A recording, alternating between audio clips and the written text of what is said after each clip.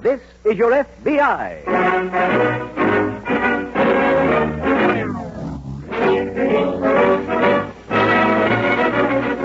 This is your FBI, the official broadcast from the files of the Federal Bureau of Investigation. Presented transcribed as a public service by the Equitable Life Assurance Society of the United States and the Equitable Society's representative in your community.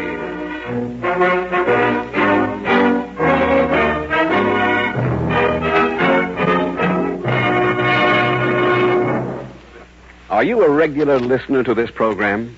Then you've undoubtedly noticed that the commercial messages from our sponsor, the Equitable Life Assurance Society, always treat you like an intelligent human being. Tonight, for example, the Equitable Society is going to talk about educating your children to lead more successful lives. We'll then outline a simple, workable, low-cost plan to help you do exactly that. A plan that will appeal to every thoughtful father or mother. If you have ambition for your children, you'll welcome this informing message from the Equitable Society coming in about 14 minutes.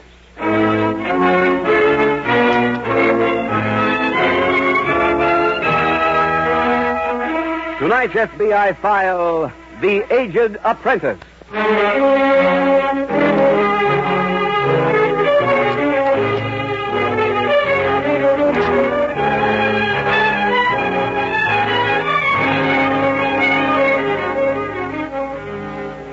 Many people labor under the mistaken impression that a single crime not involving loss of life is relatively unimportant.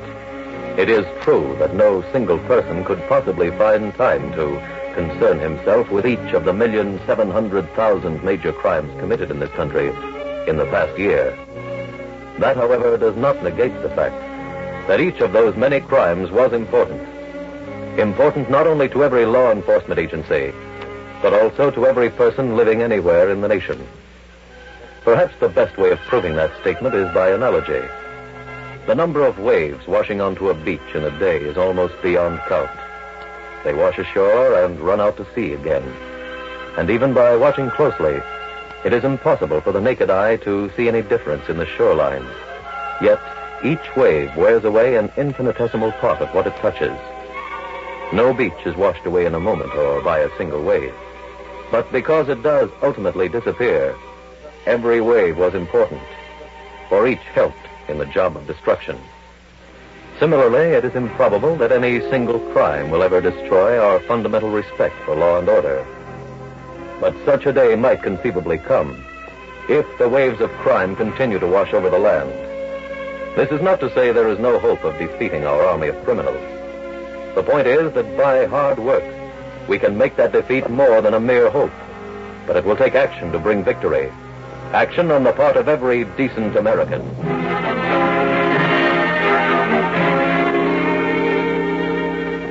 Tonight's file opens late one afternoon in a Midwestern city. An elderly woman stands behind the counter in a printing shop and watches a well-dressed couple enter the store. Good afternoon. Hiya. Can I help you? This Ernie Guthrie's place? That's right. We like to see him. Oh, he's out right now. When do you expect him back? Well, not for a couple of hours. Oh, my name's Caldwell. Chuck Watkins wrote to him about me. Of course, we got the letter yesterday. I'm Mrs. Guthrie. Mm-hmm. Well, I'm glad to know you. This is Mrs. Caldwell. How do you do? Hello. If you'll excuse me, I think it might be wiser if I lock the front door. Sure, that's it. Go ahead. I'm so sorry that Ernest is out. He was very anxious to meet you. I must say, you look just like your picture. Oh, you've seen my picture? Oh, yes, many times in the post office.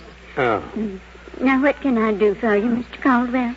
Well, we understand that you handle specialized printing orders. That's right. I'll show you a few samples if you'd like. Samples? All right. Now, where's that scrapbook? Oh, here we are. The good thing Ernest is out. He doesn't like me to do this. He says it's showing off. But he does do such fine work. Yeah. Yeah. Here are some football tickets he did last year. Oh. Yes, the man who had them printed wrote us a wonderful testimonial. He said these tickets were so good that over 200 of the legitimate ticket holders were thrown right out of the stadium. Yeah, that a fact, yeah. Well, they look pretty good. But we're not in the market for tickets. Yes. But he had some diplomas that Ernest did. Look, Mrs. Guthrie, what we're interested in is stocks. Oh? Well, I have some samples of those. Yes, right here. Oil stocks, municipal bonds. What type of security were you interested in? A gold mine. They've got to look good. We're building up a real smart chump. Oh, I understand. Well, you'll want the deluxe job. Yeah, what's that? Gold seal, red ribbons, and the governor's signature. Oh, that sounds good. Any particular governor? No, you tell your husband to just pick one out. You print me 5,000 shares and deliver them tomorrow to the Hotel Broadway.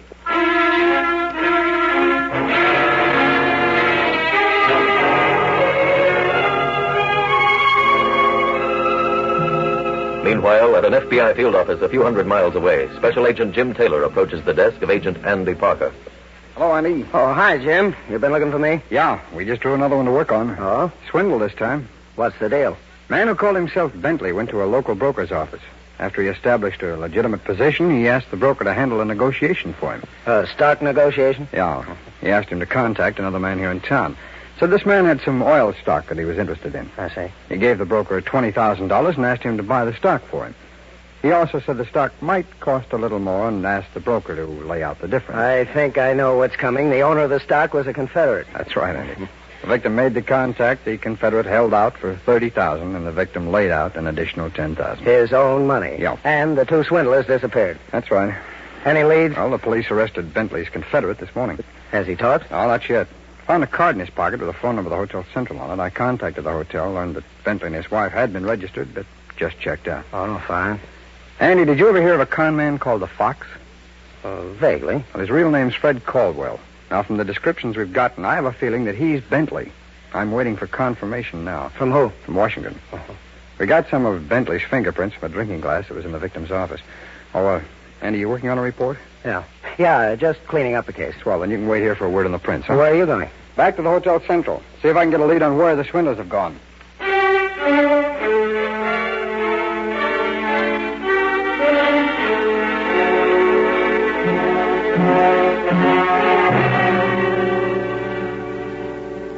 Ruth?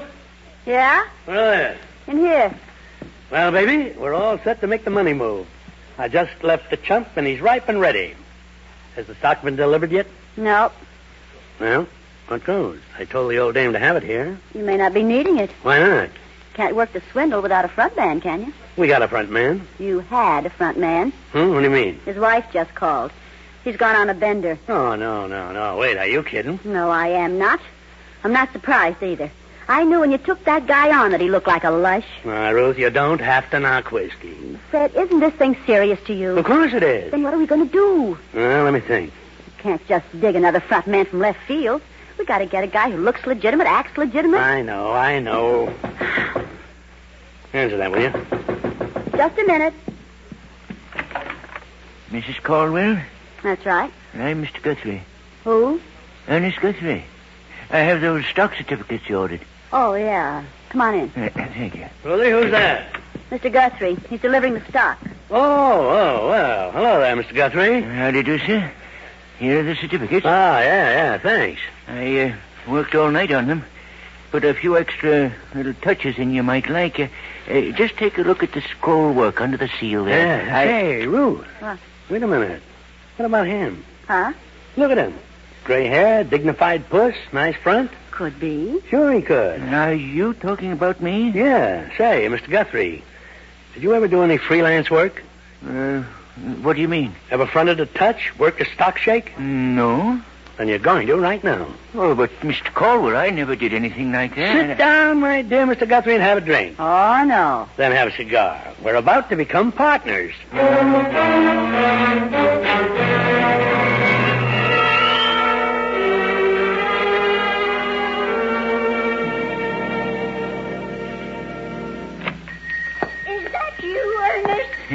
Yes, dear. Goodness, where have you been all morning? There have been 3 customers here waiting for you, and I kept saying you'd be right back. And I was delayed. Where's Mr. Caldwell? Yes. Is anything wrong? No. Well, then what in the world happened? Please, let me sit down. My head is still spinning. You've been smoking again. Well, that isn't the reason why I have to sit down. I just have to assemble myself. What are you talking about? Well, first of all, I'm now Mr. Caldwell's partner. Partner? Oh, goodness, you must have smoked a lot. No, it's true, Lydia. He wants me to work with him. Doing what? Well, he has something all planned. He explained it to me. I don't remember it too well. All I know is I wear my blue suit, I sit in an office, and hold out for $30,000.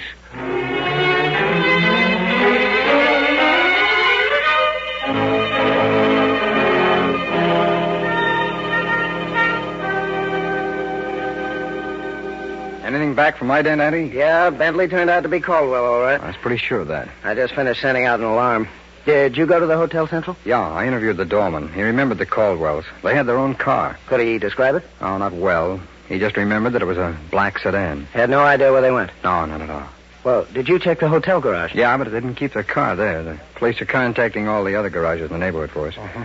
Well, we have Caldwell's complete record here. I didn't wired it. Is that it, then? Yeah. Runs 3 full pages. I just finished reading it. He's going to be rough to catch, Jim.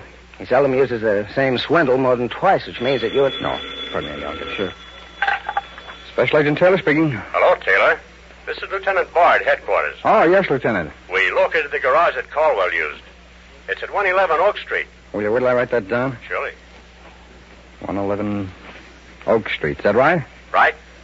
Thanks a lot, Lieutenant. You're welcome. Andy, the police have located the garage that Caldwell used. I'm going to get right over there.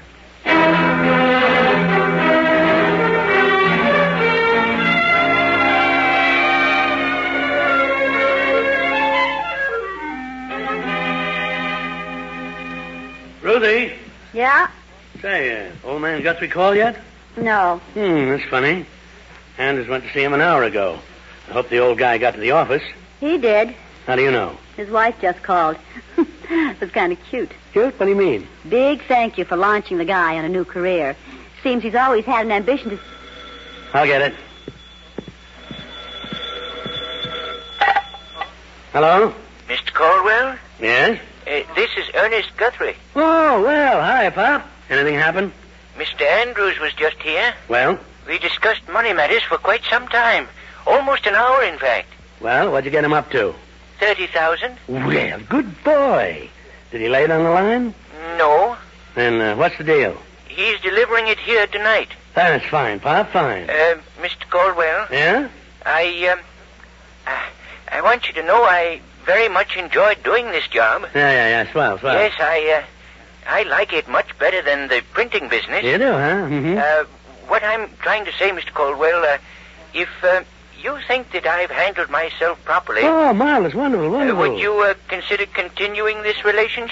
Sure, why not? Do you mean that? Why, yeah. Oh, that's wonderful. Excuse me, I better call and tell Lydia.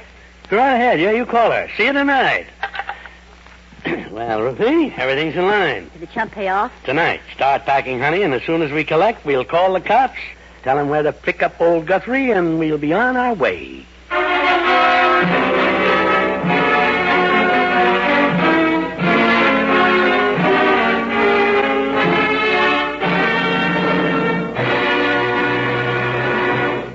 Now a special message from the Equitable Life Assurance Society to fathers and mothers of young children. About 10 or 15 years from now, that youngster of yours is going to be saying to you... Hey, Dad, the letter came today, accepting my application for college. Your boy or girl will have 3 good reasons for feeling elated. First, college men and women earn more money. Look, Dad, here's a magazine article which proves that college men earn $72,000 more during their working years than the fellow who doesn't go beyond high school. Second, college men land the bigger jobs. See, Dad, it says that out of every 16 men earning $10,000 a year or more, 15 are guys who've been to college. 15 out of 16. Third, college men get more out of life. Learn to appreciate art and good books and music. Gain culture they wouldn't trade for any amount of money. So don't leave your children's education to chance. Be sure, be certain. start an equitable education fund now. An equitable education fund? What's that? It's the painless way to pay for your children's college education. In this Equitable Society's plan, you start when your children are young. Then, each year, you pay a sum of money that doesn't hurt, an amount that scarcely makes a dent in your budget. When your youngster's ready for college, the money's all ready for him. That's spreading the cost of education over 10 or 15 years instead of taking a beating in 4. Right. Now, suppose the father dies or becomes totally disabled. Then no more payments are necessary. The fund becomes fully established. When the youngster is ready for college, he gets the same education as if his dad had lived. So don't delay a day longer. Let your Equitable Society representative show you how little it costs to start an Equitable Education Fund. Or write care of this station to the Equitable Society. That's EQUITABLE. The Equitable Life Assurance Society of the United States.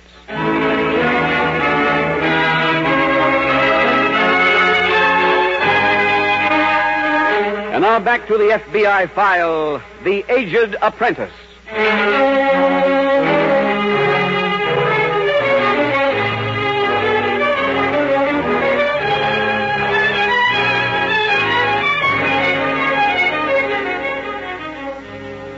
One of the subjects constantly occupying the sociologists of our nation is crime.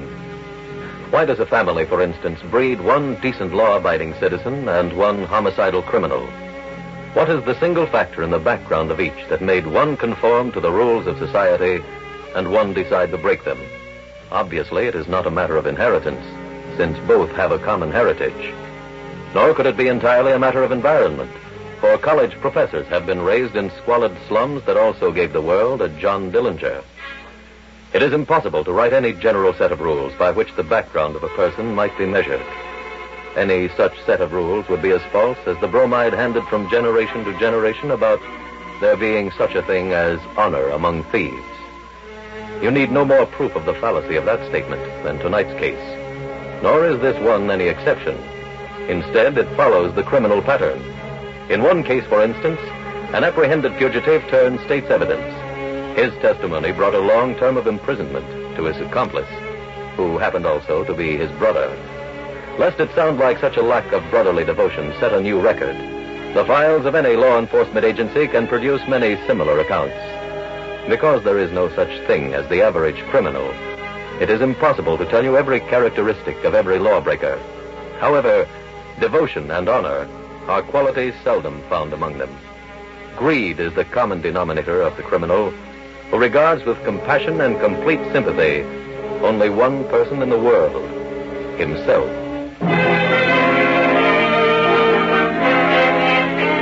Tonight's file continues at the FBI field office. Hi, Jim. Oh, hi, Andy. Well, what's with the map? I'm just checking off some gas stations. Have you got a lead? No, not exactly.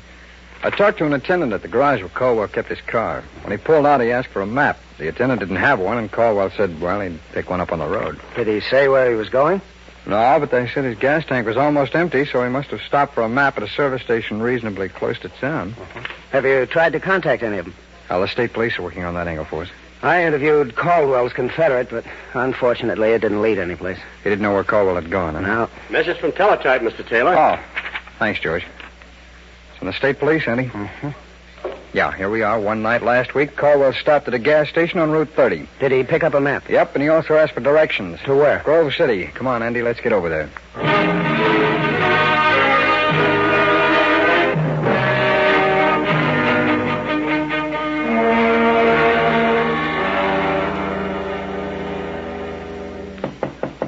Yes, who is it? It's Lydia. Oh, come in.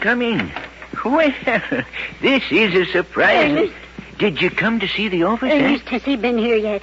Huh? Who? Mr. Caldwell. Oh, no. Then I've arrived in time. Oh, Lydia, what are you talking about? I've just heard some very distressing news, Ernest, about Mr. Caldwell. Oh, well, what is it? One of the Miller boys came into the shop. I told him about you, who you were working with, Mm-hmm. and he just threw up his hands in horror. Why? He's known Mr. Caldwell for years. He told me that whenever he does a job, he engages a Confederate. When the job is over, he calls the police and has the Confederate arrested. No. That's undoubtedly what he plans to do with you. Why, Lydia, I can't believe it. Mr. Caldwell wouldn't do this that. man, the one who's to pay you the money. I expect him here any minute. And how much is he bringing? $30,000. Ernest, I think we should teach Mr. Caldwell a lesson. You mean, Yes? the whole 30,000? Yes? Oh, that'd be very risky. He'd find us, and I think he'd find the means to get the money back. But he intends to double-cross you. Well, I can avoid that by leaving here right now. And leave $30,000. Lydia, if I were a young man, I'd be willing, even eager to teach Mr. Caldwell a lesson. Ernest, you just wait here. Where are you going, Lydia? I've thought of a way to get that money. No, Lydia. Ernest, there's a moral point involved. We have a chance to prove to Mr. Caldwell once and for all that being dishonest just does not pay.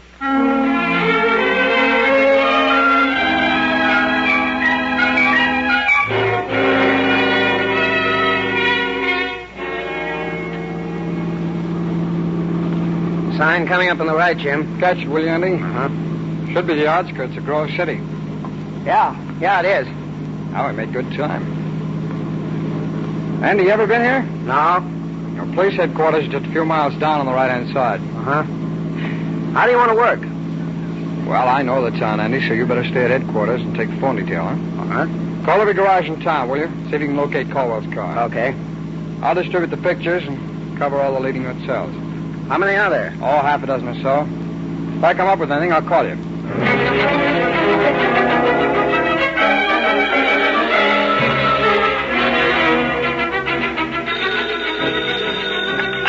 Hello? Andy, Jim Taylor. Oh, yeah, Jim. I'm at the Brown Hotel. I just missed the Caldwell. What happened? They checked out of here a half an hour ago. Have you located their car? No. Well, I think you better come right over here. Andy. Oh. Get anything, Jim? No, not yet. What have you covered? Well, I've interviewed the manager, bellboys, room clerks. They don't know where the Caldwells went. They might have wired ahead someplace for reservations. Yeah, there's a telegraph office on the corner. All right, I'll go on down there. Okay, I'll go interview the switchboard girls and check the telephone slips. See you back here in the lobby.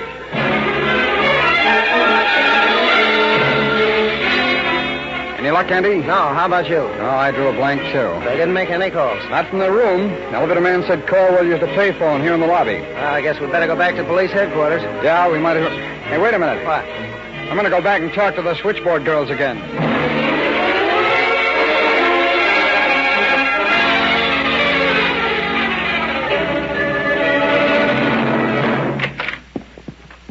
Oh, goodness, I'm all out of breath. Where have you been? Over to see old Tom Morgan Tom? What for? to get a check for $30,000. You can give it to Mr. Caldwell. But, Lydia, he told me not to take a check. This one is certified. It's one you printed for old Tom. Oh. Did the man come here with the money? Yes, he just left. Let me have it. Lydia, I think... Give it to me, Ernest. Very well. I'll just put it in here in my knitting. Here, you take the check. All right. All right, Flappy. Well, I didn't expect to see you here, Mrs. Guthrie. I was just curious to see how Ernest looked seated behind the desk. Did Andrews come here Yes? to give you the dough? Yes, I have the check right here. Check. I told you to take cash. Well, the check is certified, Mr. Caldwell. Oh, well, that's different. Fred? Is that you, Ruth? Yeah. Well, they're still here. Huh? Good. Did he give you the dough he collected? Yeah. How? Certified check. It's a phony. Yeah, what? I just got a call from Tom Morgan. The old dame here got that check from him and filled in your name. He had a beef against her, so when she left, he called me. That's thoroughly dishonorable. Fred, they're trying to hand you one. Now make them come up with the cash.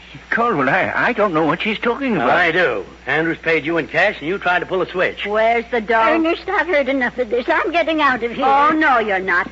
Fred, let's frisk him. Now, just a minute. Come here, Pop. You keep away from me. Stand where you are, all of you. Thank heaven. I'll take the money you've been discussing, and you can have these.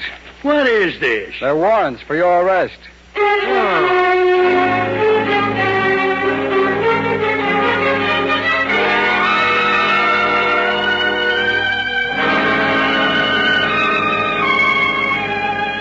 Fred Caldwell and his wife were convicted in federal court of violating the National Stolen Property Act and sentenced to serve 10-year terms. Ernest and Lydia Guthrie were also convicted on the same charge and sentenced for the same number of years. Special Agent Taylor, knowing it was impossible to trace a call from a pay station telephone, was about to give up on that angle when he realized there might be some records which would aid in locating Fred Caldwell. Those were the carbon copies of messages Caldwell received at the hotel. 3 messages had been left for him by a Mr. Andrews. By thorough but rapid investigation, the right one was located. The Andrews who had been victimized after answering Caldwell's elaborate prospectus. He gave the 2 special agents the address of an office in another state where the swindle had taken place.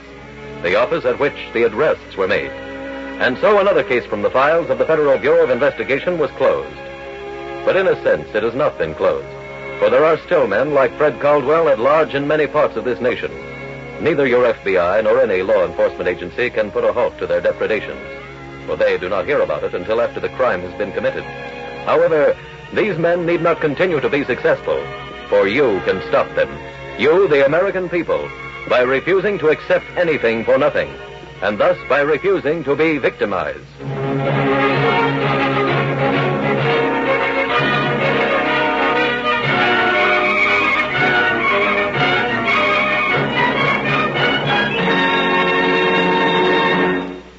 Now, one last word to fathers and mothers. Of all the things you can do for your children, there's no greater proof of your love for them than an equitable education fund. They'll be grateful for it as long as they live. Your boy or girl may only say a few words like, Thanks, Mom. Thank you, Dad. but you know from the look in his eye and the ring in his voice that he'll never forget your foresight in starting an equitable education fund. Right now, make that wise resolution to see your equitable representative soon.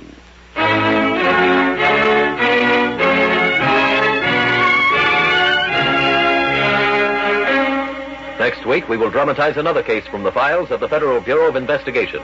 A factual account of the operations of a big city racketeer. Its subject, kidnapping. Its title, The Vanishing Witness.